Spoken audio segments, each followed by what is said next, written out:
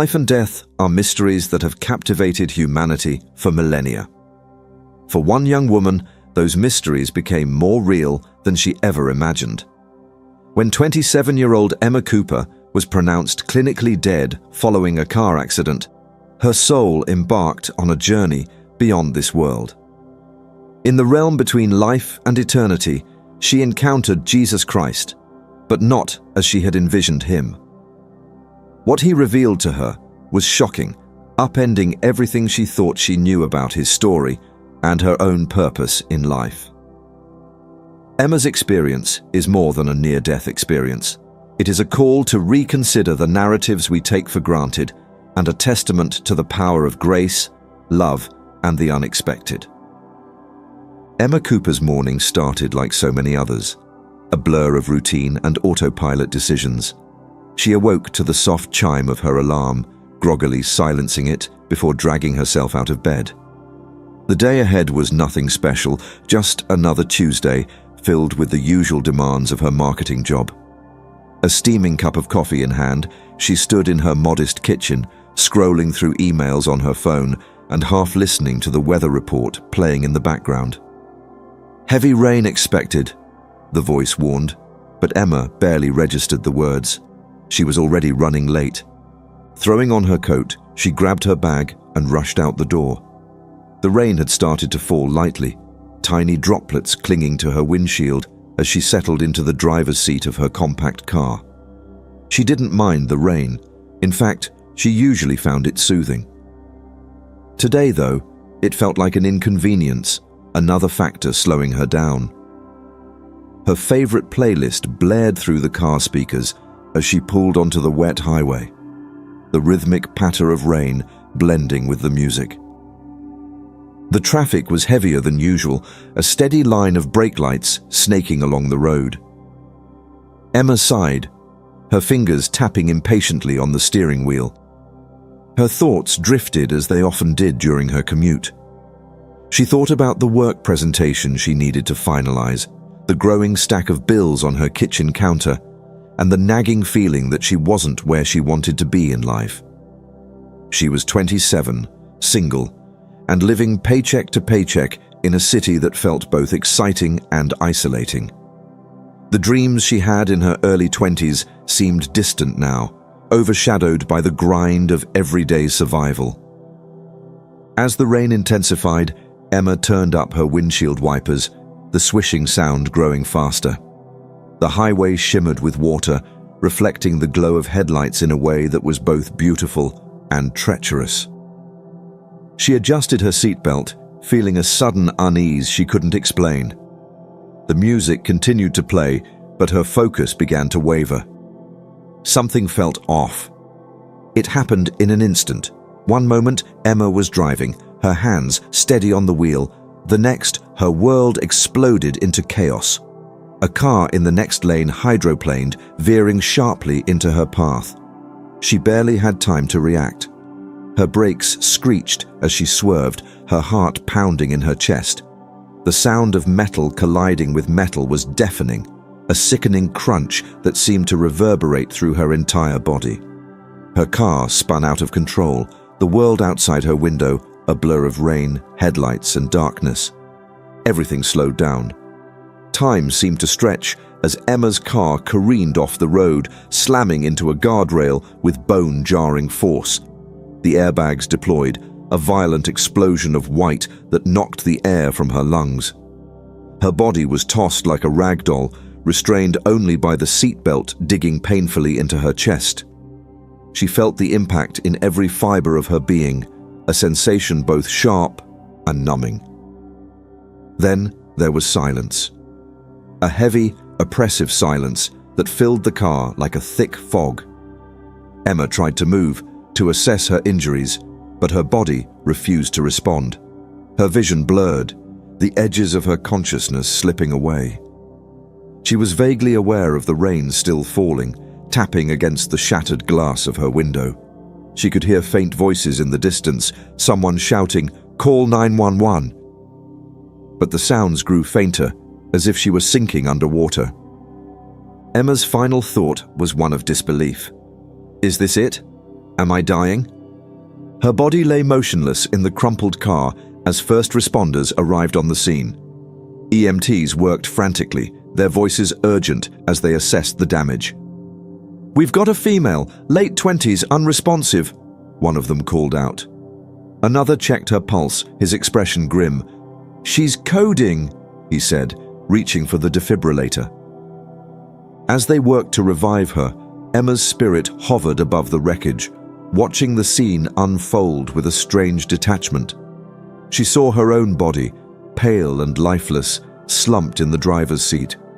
She saw the panic in the faces of the paramedics, the flashing lights of the ambulance cutting through the rain. It was surreal, like watching a movie where she was both the protagonist and the audience. She felt no pain, only an overwhelming sense of peace. The chaos below seemed distant, insignificant, compared to the warmth that was now enveloping her. A light began to grow, soft and inviting, pulling her away from the wreckage.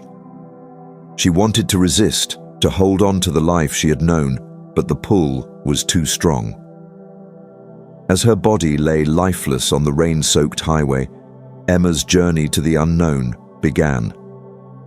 Emma drifted into the light, feeling as though her very essence was being lifted by invisible hands. The chaos of the accident faded away, replaced by an all-encompassing stillness. For the first time in her life, she felt entirely weightless, unburdened by fear, worry, or pain. The light wasn't blinding, as she might have expected. Instead, it was warm, soft, and inviting. It seemed to pulsate gently, as though it were alive, breathing in tandem with her soul. The first thing she noticed was the silence. Not an empty or eerie silence, but one that felt profoundly peaceful. It was the kind of silence that made her realize just how noisy her life on Earth had been, filled with the constant hum of thoughts, worries, and responsibilities. Here, none of that mattered. Emma couldn't tell if she was floating or standing. The concept of space itself seemed irrelevant. All she knew was that she was surrounded by love, a love so intense it made her heart ache in the most beautiful way. Then she felt it, a presence. She couldn't see anyone at first, but she knew she wasn't alone. It wasn't just intuition. It was a certainty that resonated deep within her. The presence wasn't intimidating or overwhelming. Instead, it felt familiar, as though it had always been there, quietly watching over her. Emma's breath caught, or what she thought of as breath, though she was no longer sure if her body even existed in this place. Her thoughts turned inward. Who is this? Before she could ponder further, the light began to shift. It seemed to gather itself, forming a shape in front of her. Slowly, the figure became clearer, taking on the form of a man. He was tall, clothed in a radiant white that seemed to shimmer with colors Emma couldn't name. His face was serene, his features gentle yet commanding. But it was his eyes that captivated her. They were unlike anything she had ever seen, deep, infinite, filled with compassion, wisdom, and a love so pure it brought tears to her eyes. "Jesus," she whispered, her voice trembling. She didn't know why she said it. The name simply came to her, as though her soul recognized him before her mind could process it. The figure nodded, a small, kind smile playing on his lips. Emma's mind raced. This wasn't how she had imagined him. She had grown up with the iconic images: Jesus on the cross, Jesus with a halo, Jesus in flowing robes with a sheep in his arms. But this was different. There was no crown of thorns, no scars on his hands, no solemn expression of suffering. He looked whole, radiant, alive in a way that transcended human understanding. "You know who I am?" he said, his voice soft yet powerful. It wasn't just a sound, it resonated within her, like a melody she had always known but never fully heard. Emma nodded, struggling to find words. "But This doesn't make sense. I wasn't ready. Am I dead? Jesus' expression didn't change. He regarded her with the same unshakable love. You are here because it was time for you to see. To see what? Emma asked, her voice barely above a whisper. He extended his hand toward her, palm up, inviting her to take it. Hesitantly, she reached out, her fingers trembling as they brushed his. The moment they touched, a flood of warmth coursed through her, a sensation that wasn't physical but spiritual. It was as though every wound, every regret, every pain she had ever carried was being lifted from her. The world around them began to shift. The soft light gave way to vivid scenes that unfolded like a living tapestry. Emma found herself standing in a vast expanse, a landscape that seemed both ancient and timeless. Rolling hills stretched out before her, bathed in golden light, and the air was filled with the faint scent of wildflowers. She turned to Jesus, her eyes wide with wonder. "What is this place?" she asked. "This is a place between," he replied, "a place where truth is revealed." Emma's heart pounded, not out of fear, but out of anticipation. She had so many questions, but before she could voice them, the landscape shifted again. Now, she was surrounded by a crowd of people. They were dressed in simple robes, their faces etched with both joy and sorrow. They seemed to be waiting for something, their eyes fixed on a point in the distance. Emma turned to look, and there he was, Jesus, but not the radiant figure beside her. This was a different version of him. He walked among the people, his face tired yet determined. They reached out to him, desperate for his touch, his words, his presence, and he gave freely, his compassion endless. "You've seen this before," the Jesus beside her said, gesturing to the scene, "but not like this." Emma nodded, tears streaming down her face. She had read the stories, seen the movies, heard the sermons. But this was different. This was real. She could feel the desperation of the people, the weight of their hopes and fears.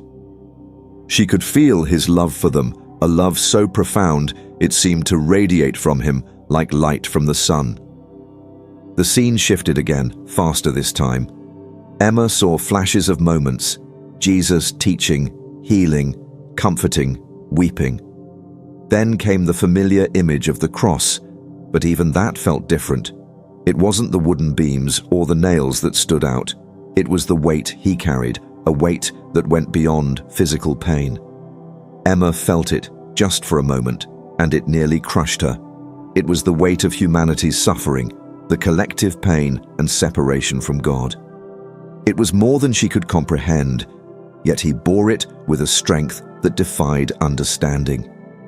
Emma turned to the radiant figure beside her, her voice shaking. "Why are you showing me this?"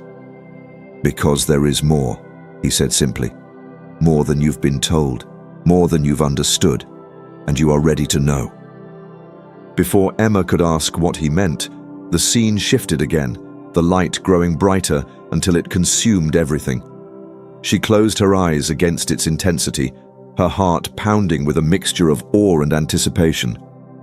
Whatever was coming next, she knew it would change her forever. When the light dimmed again, Emma found herself in a desolate, ancient landscape. The air felt heavy, laden with an energy she couldn't name but instinctively recognized as sacred. The ground beneath her feet was cracked and dry, and the horizon stretched endlessly in all directions. The sun hung low in the sky, casting an amber glow over the scene. Despite its beauty, there was an unmistakable sense of tension, as if the very earth was holding its breath.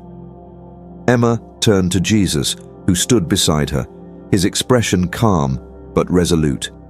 He gestured for her to follow, and as she did, the barren land began to shift. The cracks in the earth filled with light, weaving together to form a path. Each step she took felt weighty, as though she were walking into the very heart of history itself. Ahead of them, figures began to take shape, faint at first, but growing clearer with each passing moment. Emma saw people moving about, their clothing simple and their faces weary. They carried the burdens of survival, gathering water, tending to livestock, whispering among themselves in a language she didn't understand, but somehow felt familiar. The scene was alive with the hum of daily life, yet there was an undercurrent of unease, a collective sense of expectation. "This is the world I came into," Jesus said softly, his voice carrying a weight that made Emma's chest tighten. A world yearning for something it didn't fully understand. Emma watched as the people worked and struggled, their lives bound by invisible chains of oppression, fear, and uncertainty. She could feel their longing, their desperation for something more. But alongside it, she sensed their resistance, their fear of change. It was a paradox that struck her deeply. How humanity could crave salvation while clinging to the very things that bound them. The scene shifted again, and now Emma saw him. Not the radiant figure who had guided her thus far, but the Jesus of history walking among the people. His hair was dark and shoulder-length, his face weathered yet kind. He moved with a quiet confidence, his presence magnetic. Wherever he went, people followed, some with hope, others with skepticism. He spoke to them, his words carrying a truth that resonated even across the veil of time. Emma couldn't hear exactly what he was saying, but she didn't need to. She felt the impact of his words, the way they pierced through the noise of doubt and fear, reaching directly into the hearts of those who listened. She watched as he touched the sick and the outcast, his hands radiating a warmth that healed not just their bodies, but their spirits. She saw him embrace the forgotten, the rejected, the broken.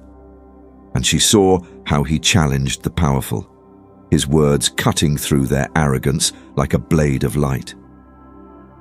As Emma observed, a question began to form in her mind. She turned to the radiant figure beside her, her voice trembling. "Is this what you came to show me? The life you lived?" Jesus looked at her, his eyes filled with a sadness that seemed infinite. "It is only part of the story," he said. "Come." The world around them changed again, and Emma found herself standing in a dimly lit room. The air was thick with tension, the flickering light of oil lamps casting long shadows on the walls. She recognized the scene immediately, the Last Supper. The disciples sat around a low table, their faces etched with confusion and sorrow as Jesus spoke to them. He broke the bread, his hands steady, but his voice heavy with meaning. "This is my body," he said, holding the bread before them, "given for you." Emma felt a lump rise in her throat as she watched. The disciples didn't fully understand, their eyes darting between Jesus and one another, searching for answers. She wanted to reach out to them, to tell them what she now knew. But she was only a witness here, an observer of a moment that transcended time. The scene shifted once more, faster now, as if the story itself was rushing toward a climax. Emma saw the Garden of Gethsemane, Jesus kneeling in prayer, his face twisted with anguish. She felt his despair, the crushing weight of what lay ahead. It wasn't just the physical pain he dreaded, it was the burden of humanity's sin, the separation from God that he would bear. Emma felt it too, just for an instant, and it nearly broke her. Then came the trial, the mocking crowds, the scourging. Emma flinched as she saw the brutality inflicted upon him, each blow reverberating through her soul. But even then, she knew this wasn't the whole story.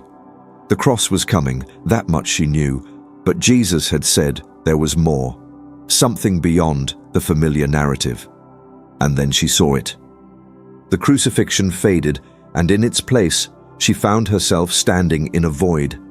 It was vast and dark, yet it pulsed with energy, like the heartbeat of the universe itself. Jesus stood in the center, his arms outstretched, not on a wooden cross, but suspended in the fabric of existence. Around him swirled a maelstrom of light and shadow, pain, hatred, fear, despair, all of it drawn to him as if by an unseen force. Emma's breath caught in her throat as she realized what she was seeing. This was the true sacrifice, the moment when Jesus bore the weight of all humanity's brokenness. It wasn't confined to a single time or place. It transcended them, rippling through every life, every moment, every act of love and hate. She could feel the enormity of it, the way it tore at his very being, yet he held firm, his love unyielding. "This," Jesus said, his voice echoing in the void, "is the true cost. Not the nails or the wood, but this." Emma fell to her knees, overwhelmed by the magnitude of what she was witnessing. Tears streamed down her face as she tried to process it all. "Why?" she whispered. "Why would you do this for us?" Jesus knelt beside her, his hand resting gently on her shoulder. "Because you are worth it," he said simply. "Because love is greater than fear, greater than pain, greater than death itself." The void began to dissolve, and Emma felt herself being pulled back into the light. But she wasn't the same. She carried with her the weight of what she had seen, the truth of a sacrifice that went beyond anything she had ever imagined. It wasn't just about the cross, it was about the infinite love that made it possible. The void dissolved into light, and Emma found herself in a new place, one she couldn't fully comprehend. It wasn't a physical space, not in the way she understood the physical world. Yet it felt real, more real than anything she had ever experienced. She stood in what seemed to be an infinite expanse, the air around her alive with energy. Every particle of this place thrummed with a vibration she could feel in her very soul. The light here wasn't just illumination, it was alive, flowing and weaving like threads of gold and silver, forming patterns that told stories without words. Jesus stood beside her, his presence as constant and reassuring as it had been since the moment she first saw him. But now, there was a solemnity about him, a weight that Emma could feel even though he bore it with unshakable grace. His eyes, filled with compassion, turned to her. "You've seen glimpses of the burden I carried," he said, his voice resonating through the space. "But to truly understand, you must feel it." Emma's breath caught. Feel it? The thought was both terrifying and humbling. She didn't know if she was ready, but she nodded, trusting him completely. Jesus extended his hand, and as she took it, the light around her shifted. The golden threads dimmed, replaced by darker, heavier hues. The air grew thicker, the energy more turbulent. Emma could sense something massive approaching, an unseen force pressing down on her spirit, and then it hit her. In an instant, she was engulfed by an overwhelming flood of emotions. It wasn't like anything she had ever experienced. This wasn't her pain, her sorrow, or her fear. It was the collective weight of humanity's brokenness. She felt the anguish of the rejected, the despair of the forgotten, the grief of those who had lost everything. She felt the crushing guilt of betrayal, the searing shame of failure, the hollow emptiness of loneliness. It was too much. Emma fell to her knees, gasping for breath. The emotions didn't just swirl around her, they pierced through her, each one a jagged shard cutting into her soul. She wanted to scream, to run, to escape, but there was nowhere to go. The pain wasn't confined to her body, it was everywhere, saturating the very fabric of existence. She turned to Jesus, her voice shaking. "How did you bear this? How could anyone bear this?" Jesus knelt beside her, his expression filled with infinite love. "Because I chose to," he said softly. "Because love isn't about avoiding pain. It's about embracing it, transforming it. This is what it meant to take on the weight of the world." Emma closed her eyes, tears streaming down her face. She thought she had understood his sacrifice when she saw the cross. But this was something entirely different. The cross was only the visible symbol of a much deeper truth. What Jesus had borne wasn't just physical suffering. It was the spiritual agony of every human being who had ever lived or ever would live. It was the cumulative weight of humanity's sins, fears, and heartbreaks, all converging on one point in time and space. "Why did it have to be you?" Emma whispered, her voice breaking. "Why not someone else? Why not us?" Jesus' hand rested gently on her shoulder, steadying her. "Because only love could overcome it," he said. "And love is not something you can demand of another. It must be freely given. I gave it freely, for you and for all." The darkness around them began to shift, the heavy hues giving way to lighter tones. Emma felt a sense of relief, as though the weight pressing down on her was lifting. But the experience had changed her. She could still feel the echoes of the pain, the sorrow, the brokenness. But now she also felt something else. Hope. It wasn't a denial of the pain, but a promise that it wouldn't have the final word. Jesus stood, and Emma followed, her legs unsteady, but her resolve growing stronger. The light around them grew brighter, its patterns more intricate and vibrant. It was as if the very universe was rejoicing, celebrating the triumph of love over despair. Emma could feel the joy radiating through her, a warmth that began to heal the cracks left by the weight she had carried moments before. "Love is greater than pain," Jesus said, his voice filled with quiet certainty. "It's greater than fear, greater than hate, greater than death. That is the truth I came to show the world. That is the truth I want you to carry back with you." Emma's heart swelled with emotion. She thought of her own life, the times she had felt lost, broken, or unworthy. She realized now that she had never been alone in those moments. He had been there, carrying her pain alongside her, even when she hadn't known it. "But why me?" she asked. "Why show this to me?" Jesus smiled, and in that moment, Emma saw the depth of his love, not just for her, but for everyone. "Because your story isn't finished," he said, "and the world needs your voice." Emma felt a pull, a gentle but insistent force drawing her back. The light around her began to fade, and she knew her time in this place was coming to an end. She looked at Jesus, her heart aching at the thought of leaving him, but he placed a hand over her heart. "You carry this with you now," he said. "It will guide you, strengthen you, and when your time truly comes, you will see me again." As the light around her faded completely, Emma felt herself being pulled back into her body. The warmth of his touch lingered, a steady flame burning in her heart. She knew she was forever changed. The weight of what she had experienced, what she had seen and felt, would stay with her. But so would the hope, the love, and the unshakable truth that had been revealed to her. Emma's consciousness returned in a rush, like the tide surging back to the shore. The first thing she felt was the sharp, stinging cold of the rain against her face. Her chest ached, a deep and primal pain that made her gasp for air. It was as though her soul was snapping back into her body, re-inhabiting a shell it had nearly abandoned.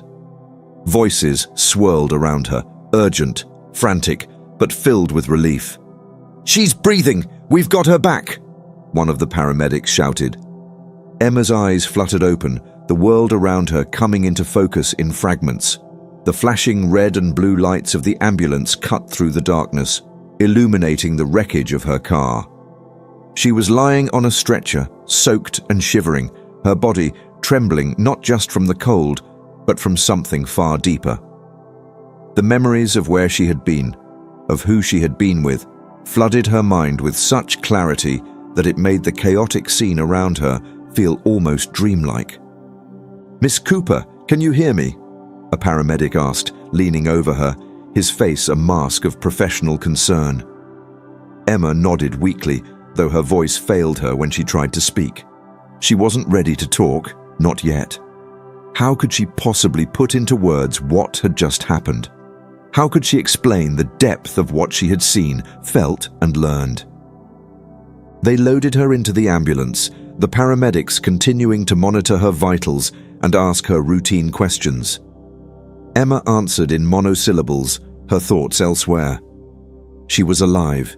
She had been brought back. But why? What did it mean to return to this world after experiencing something so profound, so otherworldly? The ride to the hospital was a blur. Emma stared out the window, watching the rain streak against the glass, her mind replaying everything she had seen. The warmth of Jesus' touch lingered in her heart, a steady reminder that she had been forever changed. Yet with that warmth came an undeniable weight, the responsibility to share what she had witnessed. The thought terrified her. Who would believe her? How could she convey the enormity of what she now knew? At the hospital, doctors and nurses swarmed her, running tests, stitching minor cuts, and checking for internal injuries. Physically, Emma was battered but intact. The medical team marveled at her survival, calling it a miracle that she had emerged from such a devastating accident with no life-threatening injuries. Emma couldn't help but agree. It was a miracle, though not in the way they thought. As the hours passed and the immediate chaos settled, Emma found herself alone in a quiet hospital room. The rain still pattered against the window, a soothing rhythm that contrasted with the storm raging inside her mind. She lay there, staring at the ceiling, her heart heavy with a mixture of gratitude and uncertainty. "You must tell them what you've seen." Jesus' words echoed in her mind, clear and undeniable. But how? Where would she even begin? Emma wasn't a theologian or a public speaker. She was just an ordinary woman who had been given an extraordinary glimpse into something beyond human comprehension. The enormity of the task made her chest tighten. Her thoughts were interrupted by the arrival of her parents, their faces pale and drawn with worry. Her mother rushed to her side, tears streaming down her face as she embraced Emma with trembling arms. Her father stood behind, his expression a mixture of relief and disbelief. "We thought we'd lost you," her mother whispered, her voice breaking. "The doctors said it was a miracle you survived." Emma held her mother tightly, her throat constricting with emotion. "It was," she murmured, her voice barely audible. "It really was." Her parents stayed with her for hours, their presence comforting but also grounding. They asked her about the accident, about what she remembered, but Emma found herself hesitating. How could she tell them what she had experienced without sounding delusional? She decided to wait, to give herself time to process everything before trying to explain. The next few days passed in a strange haze. Emma was discharged from the hospital with instructions to rest and recover, but she felt an urgency building within her, a need to make sense of what had happened and to honor the mission she had been given. She began to write, filling notebooks with every detail she could remember. The light, the presence of Jesus, the weight of the world's suffering, and the infinite love that had overcome it all. The act of writing helped her to organize her thoughts, to turn the overwhelming flood of emotion into something tangible. But even as she wrote, doubt crept in. Would anyone believe her? Could she even trust her own memories of the experience? She wrestled with these questions late into the night, staring at the pages she had filled with trembling hands. One morning, as she sat at her kitchen table, staring at yet another blank page, she felt a warmth wash over her. It was subtle at first, like the first rays of sunlight breaking through a stormy sky, but it grew, spreading through her chest until she felt it in every part of her being. It was the same warmth she had felt in his presence, the same love that had carried her through the darkest moments of her journey. "You are not alone." She heard the words in her heart, as clear as if they had been spoken aloud. "The truth is not yours to keep, it is yours to share." The fear that had gripped her began to melt away, replaced by a quiet determination. Emma realized that it didn't matter whether everyone believed her. What mattered was that she spoke her truth, that she planted the seeds of hope and love in the hearts of those willing to listen. Over the weeks that followed, Emma began to share her story, first with close friends and family, then with a wider audience. She spoke not with the confidence of an expert, but with the sincerity of someone who had seen and felt something extraordinary. And as she told her story, she found that people listened. Some were skeptical, others deeply moved, but all were touched by the raw honesty of her experience. Emma's life was never the same after that day. She carried with her the weight of what she had seen, but also the unshakable hope that had been given to her. She lived with purpose, knowing that her second chance was not a gift to be taken lightly.